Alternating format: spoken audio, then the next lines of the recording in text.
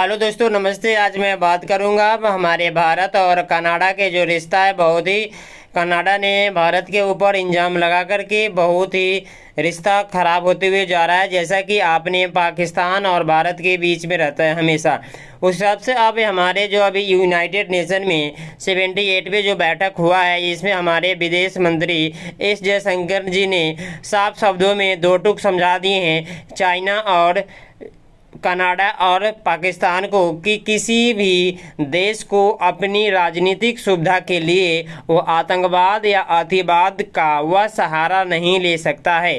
ताकि किसी भी देश को अपनी राजनीतिक सुविधा लेना है तो खुद अपने ही राज देश में लेना होगा। दूसरे देश को इंजाम या बदनाम करके वो अपने राजनीतिक फ़ायदा उठा नहीं सकता है। इसके लिए सख्त संदेश दिए हैं यूनाइटेड नेशन के मंच से, बहुत बड़ा।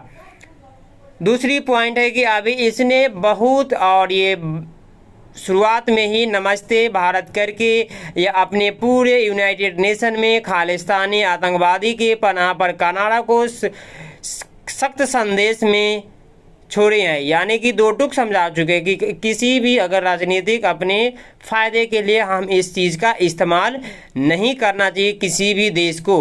हालांकि अभी भारत में G20 ख़त्म हुआ था, उसी में पूरे विश्व के यह बता दिया गया था कि भारत पूरे विश्व को नेतृत्व कर सकता है। लेकिन हुआ क्या कि यूएनए की बैठक में मन से अभी तक के भारत की पड़ोसी हमेशा पाकिस्तान के ऊपर ने भारत और पाकिस्तान के बीच में आतंकवाद के चेहरे पर यूनाइटेड नेशन में हमेशा इसके विवाद चलता था। लेकिन अब पाकिस्तान को छोड़कर अब इसके जगह पर पाकिस्तान की जगह कनाडा आ गया है। विदेश मंत्री ने भाषण में जम्मू कश्मीर या पाकिस्तान का कोई जिक्र नहीं किया है। उससे पहले अगर यूएनए में भाषण होती थी उसका जिक्र किया जाता था, लेकिन अभी कुछ जिक्र नहीं हुआ। अब कनाडा के ऊपर में यह हुआ कि हाल ही में यूनाइटेड नेशन में पाकिस्तान के प्रधानमंत्री के द्वारा पाकिस्तान जम्मू कश्मीर के लिए बात को रखा गया था। तो इसके लिए हमारे विदेश मंत्रालय एस जयशंकर जी के तरफ से इसको खारिज कर दिया गया था। ये अनगढ़ बात नहीं बोल सकते हैं।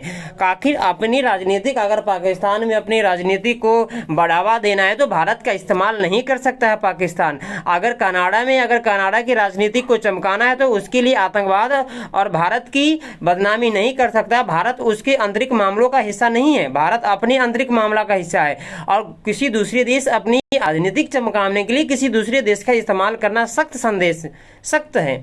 इसके लिए राजनीतिक सुविधा को देखते हुए कतई ये बर्दाश्त नहीं किया जाएगा। और दूसरे देश में आंतरिक मामलों को लेकर हस्तक्षेप करने की बात अपनी सुविधा के हिसाब से करनी चाहिए।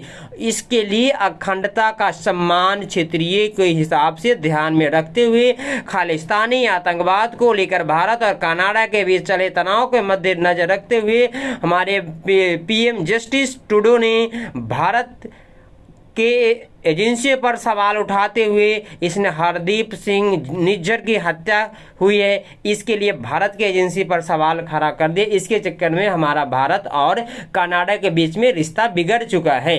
और इसके लिए और भारत के तरफ से तुरंत इसके लिए एक्शन लिया गया कि जो भी नागरिक कनाडा के नागरिक है उसके लिए वीज़ा को तुरंत अस्थायी के लिए उसको रोक दिया गया जब तक कि अगला आदेश नहीं डिक्लेयर हो जाए। इसके लिए असली एकजुट के लिए बिना सही मायने में भरोसा स्थापित नहीं कर सकते जब तक कि अगर आपके पास कनाडा के पास साक्ष्य है कि भारत के इंटेलिजेंस के ही आदमी ने उनके शहर में इस तरह का हरकत किया है, तो कनाडा भारत के सामने वह अपना पक्ष रखे कि हाँ अब मेरे पास सबूत है। नहीं तो बिना सबूत के निराधार आरोप भारत के ऊपर नहीं लगा सकता है, कोई भी देश नहीं लगा सकता है।